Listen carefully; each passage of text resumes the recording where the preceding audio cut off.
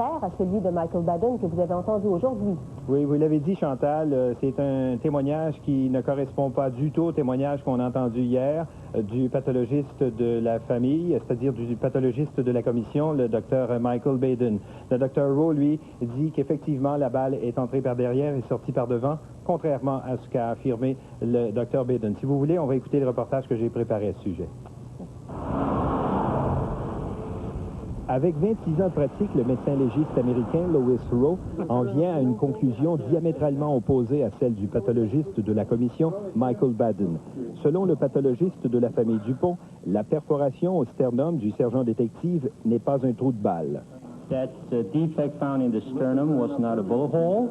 Que la perforation trouvée dans le sternum n'était pas un trou de balle.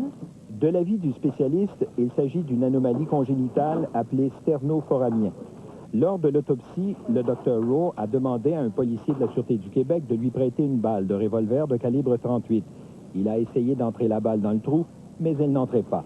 Un trou de balle aurait été parfaitement rond, alors que le trou du sternum est irrégulier. Le médecin légiste de la famille Dupont a précisé qu'au rayon X, aucune particule de plomb n'a été décelée autour du trou résultant du passage d'une balle. En contre-interrogatoire, il a cependant admis qu'il y avait des exceptions. So what would you say, suicide or murder? Well, it's not a suicide. On voit qu'il est bien plus crédible encore que le Dr Baden parce qu'il y a encore plus de preuves à l'appui.